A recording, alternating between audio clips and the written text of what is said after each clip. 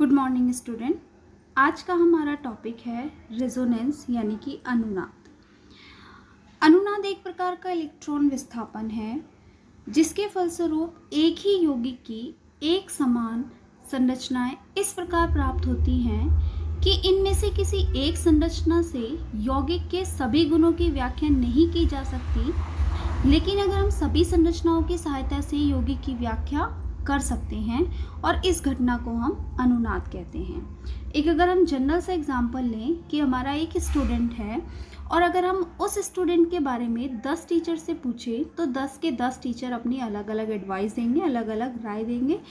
ठीक है, तो क्या हुआ, हम किसी एक टीचर की राय के बिहाफ पे उस स्टूडेंट को जज नहीं कर सकते, लेकिन अगर हम उन 10 टीचर की राय को जोड़ दें तो हम उस स्टूडेंट को जज कर सकते हैं कि वो स्टूडेंट कैसा है।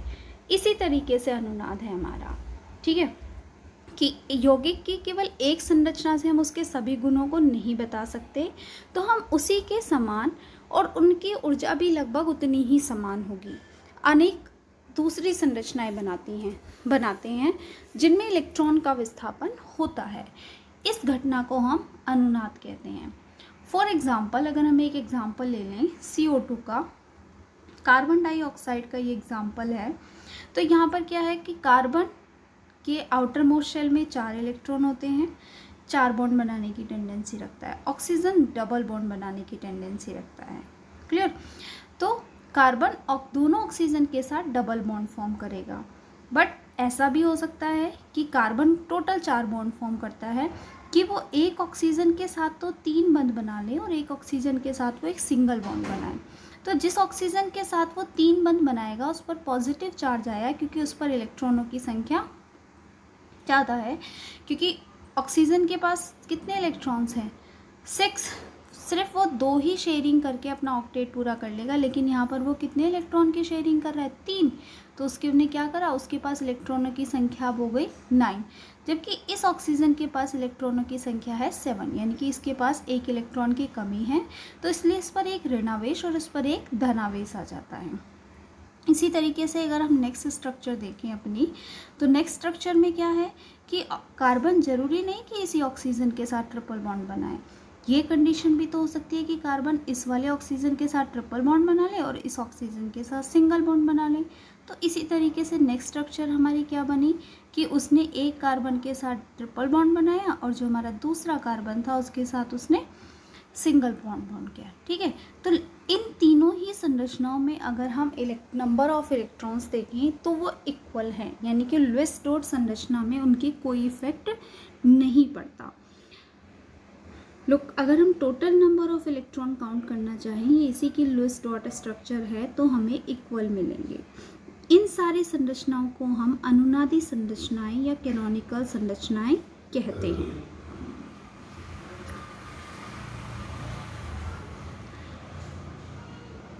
अब कंडीशंस क्या होती है रेजोनेंस के लिए? रेजोनेंस की बहुत सारी अलग अलग condition. Okay, now condition of resonance कि रेजोनेंस के लिए कौन कौन सी स्थितियाँ होती हैं, कौन कौन सी उसके लिए कंडीशंस होती हैं। फर्स्ट कि जब भी हम रेजोनेंस की बात करते हैं तो उसकी जो रेजोनेटिंग स्ट्रक्चर यानी कि अनुनादी संरचनाएं होती हैं, उसमें प्रत्येक परमाणु की स्थिति समान होती है। सिर्फ डिफरेंस का होता है इलेक्ट्रॉन्स की पोजीशंस में। क्लियर? परमाणु की स्थिति समान होगी, डिफरेंस होगा इलेक्ट्रॉन्स की पोजीशन में। सेकंड कि प्रत्येक संरचना में युग्मित व अयुग्मित इलेक्ट्रॉनों की संख्या भी समान होगी, यानी कि नंबर ऑफ इलेक्ट्रॉन सब में सेम होंगे। थर्ड पॉइंट होता है कि अनुनाद में पाई इलेक्ट्रॉन का स्थानीकरण होता है, यानी कि जो इलेक्ट्रॉन का शिफ्टिंग होता है वो पाई इलेक्ट्रॉन होता है। पाई इलेक्ट्रॉन पूरी संरचना में घूमता रहता है।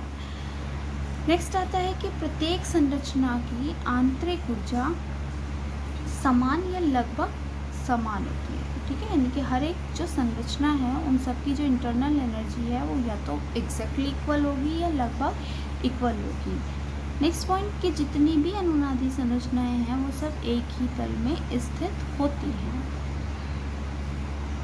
नेक्स्ट, सहसंयोजक किसी भी अनुनादी संरचना में सहसंयोजक बंधों की संख्या जितनी अधिक होगी संरचना उतनी ही अधिक स्थायी होगी।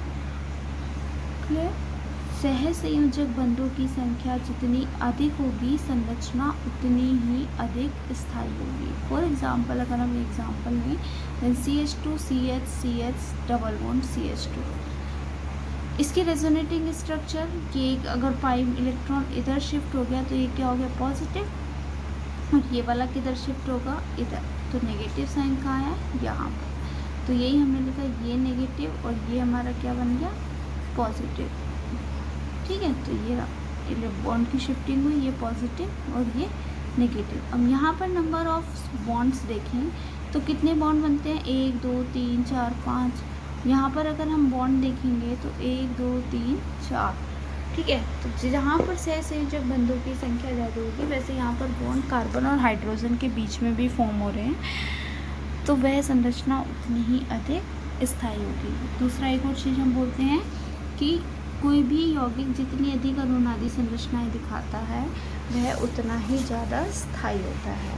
अनुनाद के हमारे बहुत सारे एग्जाम्पल्स हैं, उनमें से हम कुछ एग्जाम्पल्स को देख रहे हैं। फर्स्ट एग्जाम्पल हम लेते हैं बेंजीन।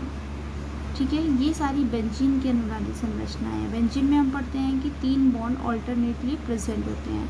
अब इन तीनों बॉन्डों की पोजीशन ये भी हो सकती है, तीनों बॉन्ड की स्थिति ये भी हो सकती है कि ये बॉन्ड यहाँ हो सकता है, यहाँ हो सकता है और ये वाला बॉन्ड इधर हो सकता है, तो ये पोजीशन कुछ इस तरीके से भी हो सकती है।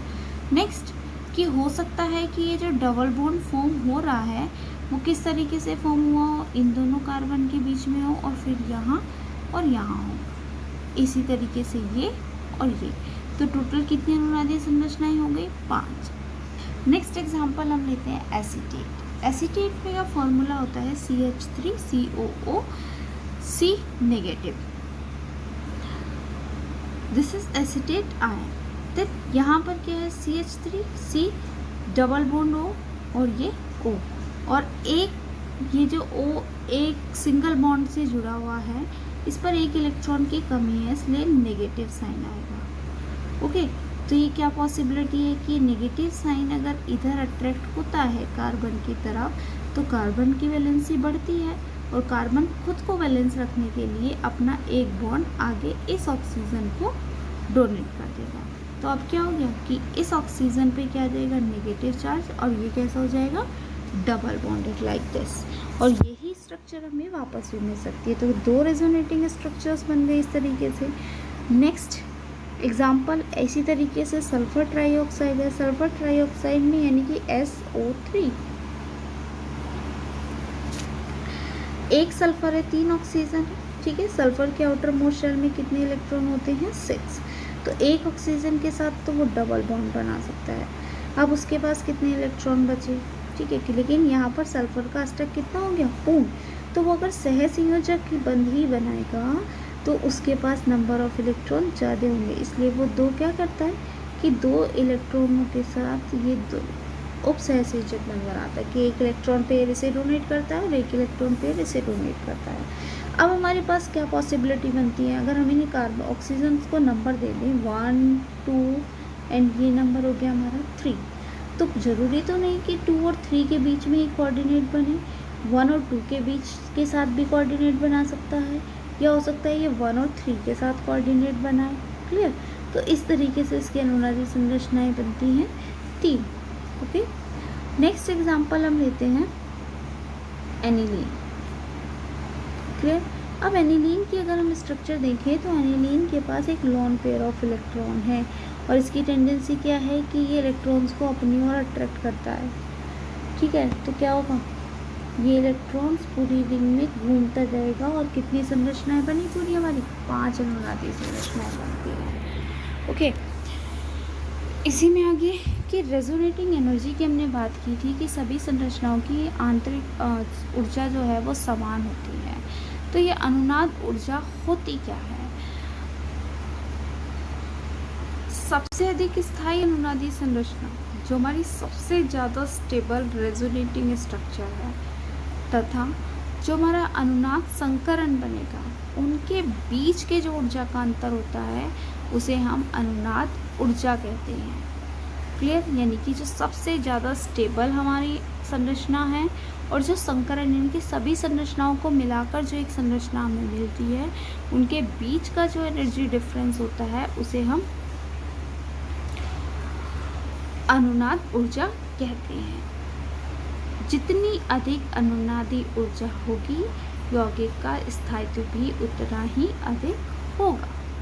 ओके, जितनी ज़्यादा अनुनादी संरचना होगी, यौगिक का स्थायित्व भी उतना ही अधिक होगा। इसी में नेक्स्ट टॉपिक आता है हमारा मेसोमेरिक इफेक्ट।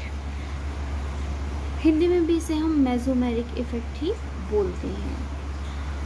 मेसोमेरिक इफेक्ट भी एक स्टेबल यानी कि स्थायी प्रभाव है और यह उन यौगिकों में पाया जाता है जिनमें दो द्विबंधों के मध्य यानी कि दो डबल बॉन्ड के बीच में एक सिंगल बॉन्ड होता है, या एक डबल बॉन्ड और एक सिंगल बॉन्ड। क्लियर, एक डबल बॉन्ड है तथा एक डबल बॉन्ड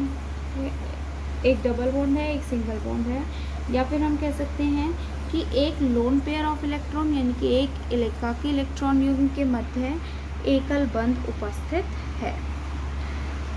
एक एकाकी इलेक्ट्रॉन युग्म के मध्य एक एकल बंध उपस्थित है। अब इन यौगिकों में क्या होता है कि जो पाई इलेक्ट्रॉन युग्म है या जो एकाकी इलेक्ट्रॉन युग्म है वो एक स्थान से दूसरे स्थान पर जाता है, यानी कि इलेक्ट्रॉन का विस्थापन होता है और इस विस्थापन को हम तीर द्वारा प्रदर्शित करते हैं। अब ये मेसोमेरिक इफेक्ट भी दो तरह का होता है। देखो बच्चों, इससे पहले हमने पढ़ा था इंडक्टिव इफेक्ट और इलेक्ट्रोमेरिक इफेक्ट। वहाँ पर भी इलेक्ट्रॉन डीलोकलाइज्ड हुआ था, लेकिन वह सिग्मा इलेक्ट्रॉन था, सहसंयोजक बंध के इलेक्ट्रॉन्स का विस्थापन हुआ था। यहाँ पर जो इलेक्ट्रॉन का विस्थापन हो रहा है वो पाई इलेक्ट्रॉन के बंधों का विस्थापन होगा और एकाकी इलेक्ट्रॉन का विस्थापन होगा। ये भी दो प्रकार का होता है, positive and negative inductive. Good morning student, आज का हमारा टॉपिक है रेजोनेंस यानी कि अनुनाद। अनुनाद एक प्रकार का इलेक्ट्रॉन विस्थापन है जिसके फलस्वरूप एक ही यौगिक की एक समान संरचनाएं इस प्रकार प्राप्त होती हैं कि इनमें से किसी एक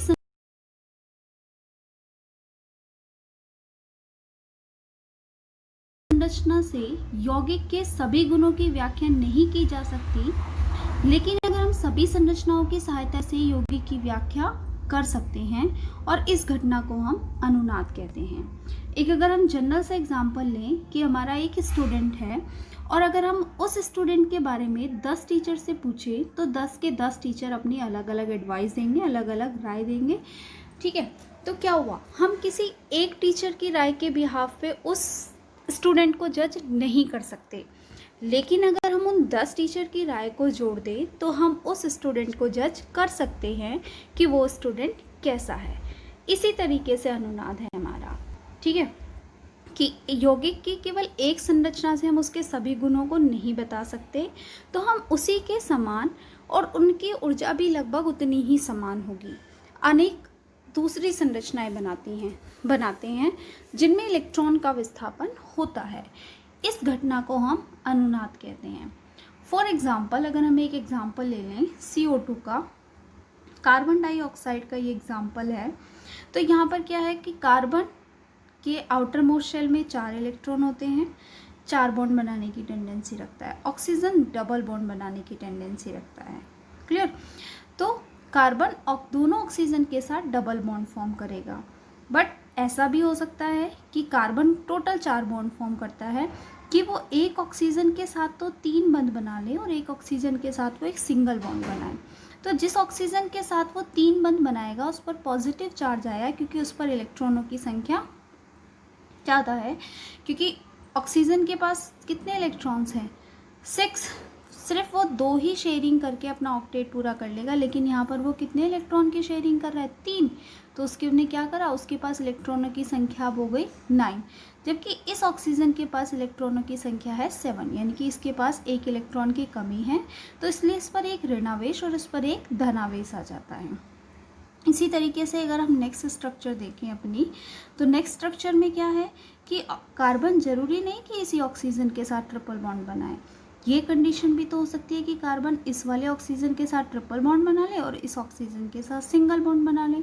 तो इसी तरीके से नेक्स्ट स्ट्रक्चर हमारी क्या बनी कि उसने एक कार्बन के साथ ट्रिपल बॉन्ड बनाया और जो हमारा दूसरा कार्बन था उसके साथ उसने सिंगल बॉन्ड किया। ठीक है, तो इन तीनों ही संरचनाओं में अगर हम नंबर ऑफ इलेक्ट्रॉन्स देखें तो वो इक्वल हैं, यानी कि लुईस डॉट संरचना में उनकी कोई इफेक्ट नहीं पड़ता। लोग अगर हम total number of electron count करना चाहें, इसी की लुईस डॉट स्ट्रक्चर है, तो हमें इक्वल मिलेंगे।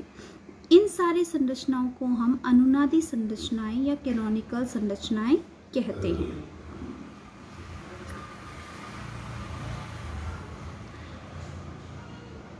अब कंडीशंस क्या होती है रेजोनेंस के लिए? रेजोनेंस की बहुत सारी अलग अलग condition. Okay, now condition of resonance कि रेजोनेंस के लिए कौन कौन सी स्थितियाँ होती हैं, कौन कौन सी उसके लिए कंडीशंस होती हैं। फर्स्ट कि जब भी हम रेजोनेंस की बात करते हैं तो उसकी जो रेजोनेटिंग स्ट्रक्चर यानी कि अनुनादी संरचनाएं होती हैं, उसमें प्रत्येक परमाणु की स्थिति समान होती है। सिर्फ डिफरेंस का होता है इलेक्ट्रॉन्स की पोजीशंस में। क्लियर? परमाणु की स्थिति समान होगी, डिफरेंस होगा इलेक्ट्रॉन्स की पोजीशन में। सेकंड कि प्रत्येक संरचना में युग्मित व अयुग्मित इलेक्ट्रॉनों की संख्या भी समान होगी, यानी कि नंबर ऑफ इलेक्ट्रॉन सब में सेम होंगे। थर्ड पॉइंट होता है कि अनुनाद में पाई इलेक्ट्रॉन का स्थानीकरण होता है, यानी कि जो इलेक्ट्रॉन का शिफ्टिंग होता है वो पाई इलेक्ट्रॉन होता है। पाई इलेक्ट्रॉन पूरी संरचना में घूमता रहता है। नेक्स्ट आता है कि प्रत्येक संरचना की आंतरिक ऊर्जा समान या लगभग समान होती है। ठीक है, यानी कि हर एक जो संरचना है उन सब की जो इंटरनल एनर्जी है वो या तो एग्जैक्टली इक्वल होगी या लगभग इक्वल होगी। नेक्स्ट पॉइंट कि जितनी भी अनुनादी संरचनाएं हैं वो सब एक ही तल में स्थित होती हैं। नेक्स्ट, सहसंयोजक किसी भी अनुनादी संरचना में सहसंयोजक बंधों की संख्या जितनी अधिक होगी संरचना उतनी ही अधिक स्थायी होगी। क्लियर? सहसंयोजक बंधों की संख्या जितनी अधिक होगी संरचना उतनी ही अधिक स्थायी होगी। फॉर एग्जाम्पल अगर हम एग्जाम्पल लें, CH2 CH CH double bond CH2, इसकी रेजोनेटिंग स्ट्रक्चर कि अगर पाई इलेक्ट्रॉन इधर शिफ्ट हो गया तो ये क्या हो गया पॉजिटिव, और ये वाला किधर शिफ्ट होगा इधर, तो नेगेटिव साइन कहाँ है यहाँ पर। तो यही हमने लिखा ये नेगेटिव और ये हमारा क्या बन गया पॉजिटिव। ठीक है, तो ये बॉन्ड की शिफ्टिंग हुई, ये पॉजिटिव और ये नेगेटिव। अब यहाँ पर नंबर ऑफ बॉन्ड्स देखें तो कितने बॉन्ड बनते हैं 1 2 3 4 5। यहाँ पर अगर हम बॉन्ड देखेंगे तो 1 2 3 4। ठीक है, तो जहाँ पर सहसंयोजक बंधों की संख्या ज़्यादा होगी वैसे यहाँ पर बॉन्ड कार्बन और हाइड्रोजन के बीच में भी फॉर्म हो रहे हैं, तो वह संरचना उतनी ही अधिक स्थायी होगी। दूसरा एक और चीज़ हम बोलते हैं कि कोई भी यौगिक जितनी अधिक अनुनादी संरचनाएं दिखाता है वह उतना ही ज़्यादा स्थायी होता है। अनुनाद के हमारे बहुत सारे एग्जाम्पल्स हैं, उनमें से कुछ एग्जाम्पल्स को देख रहे हैं। फर्स्ट एग्जाम्पल हम लेते हैं बेंजीन। ठीक है, ये सारी बेंजीन की अनुनादी संरचनाएं हैं। बेंजीन में हम पढ़ते हैं कि 3 बॉन्ड ऑल्टरनेटली प्रेजेंट होते हैं। अब इन तीनों बॉन्डों की पोजीशन ये भी हो सकती है, तीनों बॉन्ड की स्थिति ये भी हो सकती है कि ये बॉन्ड यहाँ हो सकता है, यहाँ हो सकता है और ये वाला बॉन्ड इधर हो सकता है। तो ये पोजीशन कुछ इस तरीके से भी हो सकती है। नेक्स्ट कि हो सकता है कि ये जो डबल बॉन्ड फॉर्म हो रहा है वो किस तरीके से फॉर्म हुआ हो, इन दोनों कार्बन के बीच में हो और फिर यहाँ और यहाँ हो, इसी तरीके से ये और ये। तो टोटल कितनी अनुनादी संरचनाएं हो गई 5। नेक्स्ट एग्जांपल हम लेते हैं एसीटेट। एसीटेट में का फॉर्मूला होता है CH3COO C negative. This is acetate ion. तो यहाँ पर क्या है CH3 C double bond O और ये O, और एक ये जो O एक सिंगल बॉन्ड से जुड़ा हुआ है, इस पर एक इलेक्ट्रॉन की कमी है इसलिए नेगेटिव साइन आएगा। ओके, तो ये क्या पॉसिबिलिटी है कि नेगेटिव साइन अगर इधर अट्रैक्ट होता है कार्बन की तरफ तो कार्बन की वैलेंसी बढ़ती है और कार्बन खुद को बैलेंस रखने के लिए अपना एक बॉन्ड आगे इस ऑक्सीजन को डोनेट कर देगा। तो अब क्या हो गया कि इस ऑक्सीजन पे क्या आ जाएगा, नेगेटिव चार्ज, और ये कैसा हो जाएगा, डबल बॉन्डेड लाइक दिस। और यही स्ट्रक्चर हमें वापस भी मिल सकती है। तो 2 रेजोनेटिंग स्ट्रक्चर्स बन गए इस तरीके से। नेक्स्ट एग्जाम्पल इसी तरीके से सल्फर ट्राइऑक्साइड है। सल्फर ट्राइऑक्साइड में यानी कि SO3, एक सल्फर है, 3 ऑक्सीजन है, ठीक है। सल्फर के आउटर मोस्ट शेल में कितने इलेक्ट्रॉन होते हैं, 6। तो एक ऑक्सीजन के साथ तो वो डबल बॉन्ड बना सकता है। अब उसके पास कितने इलेक्ट्रॉन बचे, ठीक है। लेकिन यहाँ पर सल्फर का अष्टक कितना हो गया, पूर्ण। तो वो अगर सहसंयोजक की बंध ही बनाएगा तो उसके पास नंबर ऑफ इलेक्ट्रॉन ज़्यादा होंगे, इसलिए वो 2 क्या करता है कि 2 इलेक्ट्रॉनों के साथ ये 2 उप सहसंयोजक बंध बनाता है कि एक इलेक्ट्रॉन पेयर इसे डोनेट करता है और एक इलेक्ट्रॉन पेयर इसे डोनेट करता है। अब हमारे पास क्या पॉसिबिलिटी बनती है, अगर हम इन्हें कार्बन ऑक्सीजन को नंबर दे दें 1, 2 एंड ये नंबर हो गया हमारा 3, तो ज़रूरी तो नहीं कि 2 और 3 के बीच में ही कोऑर्डिनेट बने, 1 और 2 के बीच के साथ भी कोऑर्डिनेट बना सकता है, या हो सकता है ये 1 और 3 के साथ कोऑर्डिनेट बनाए। क्लियर। तो इस तरीके से इसकी अनुनादी संरचनाएं बनती हैं 3। ओके, नेक्स्ट एग्जांपल हम लेते हैं एनिलीन। क्लियर। अब एनिलीन की अगर हम स्ट्रक्चर देखें तो एनिलीन के पास एक लोन पेयर ऑफ इलेक्ट्रॉन है और इसकी टेंडेंसी क्या है कि ये इलेक्ट्रॉन्स को अपनी ओर अट्रैक्ट करता है, ठीक है। तो क्या होगा, ये इलेक्ट्रॉन्स पूरी रिंग में घूमता जाएगा और कितनी संरचनाएं बनी पूरी हमारी, 5 अनुनादी संरचनाएं बनती हैं। ओके, इसी में आगे कि रेजोनेटिंग एनर्जी की हमने बात की थी कि सभी संरचनाओं की आंतरिक ऊर्जा जो है वो समान होती है। तो ये अनुनाद ऊर्जा होती क्या है, सबसे अधिक स्थायी अनुनादी संरचना जो हमारी सबसे ज़्यादा स्टेबल रेजोनेटिंग स्ट्रक्चर है तथा जो हमारा अनुनाद संकरण बनेगा उनके बीच के जो ऊर्जा का अंतर होता है उसे हम अनुनाद ऊर्जा कहते हैं। क्लियर। यानी कि जो सबसे ज़्यादा स्टेबल हमारी संरचना है और जो संकरण इनकी सभी संरचनाओं को मिलाकर जो एक संरचना हमें मिलती है उनके बीच का जो एनर्जी डिफरेंस होता है उसे हम अनुनाद ऊर्जा कहते हैं। जितनी अधिक अनुनादी ऊर्जा होगी यौगिक का स्थायित्व भी उतना ही अधिक होगा। ओके, जितनी ज़्यादा अनुनादी संरचना होगी यौगिक का स्थायित्व भी उतना ही अधिक होगा। इसी में नेक्स्ट टॉपिक आता है हमारा मेसोमेरिक इफेक्ट। हिंदी में भी इसे हम मेसोमेरिक इफेक्ट ही बोलते हैं। मेसोमेरिक इफेक्ट भी एक स्टेबल यानी कि स्थायी प्रभाव है और यह उन यौगिकों में पाया जाता है जिनमें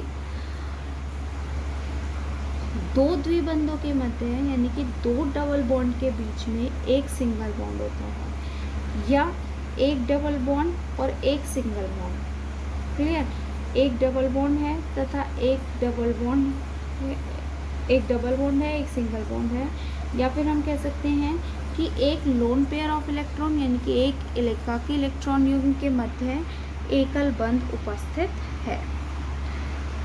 एक एकाकी इलेक्ट्रॉन युग्म के मध्य एक एकल बंध उपस्थित है।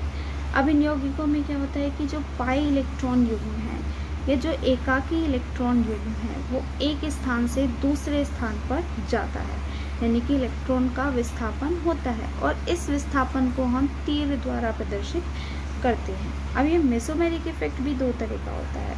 देखो बच्चों, इससे पहले हमने पढ़ा था इंडक्टिव इफेक्ट और इलेक्ट्रोमेरिक इफेक्ट। वहाँ पर भी इलेक्ट्रॉन डीलोकलाइज्ड हुआ था लेकिन वहाँ सिग्मा इलेक्ट्रॉन था, सहसंयोजक बन के इलेक्ट्रॉन्स का विस्थापन हुआ था। यहाँ पर जो इलेक्ट्रॉन का विस्थापन हो रहा है वो पाई इलेक्ट्रॉन के बंधों का विस्थापन होगा और एकाकी इलेक्ट्रॉन का विस्थापन होगा। ये भी 2 प्रकार का होता है, पॉजिटिव एंड नेगेटिव इम्पैक्ट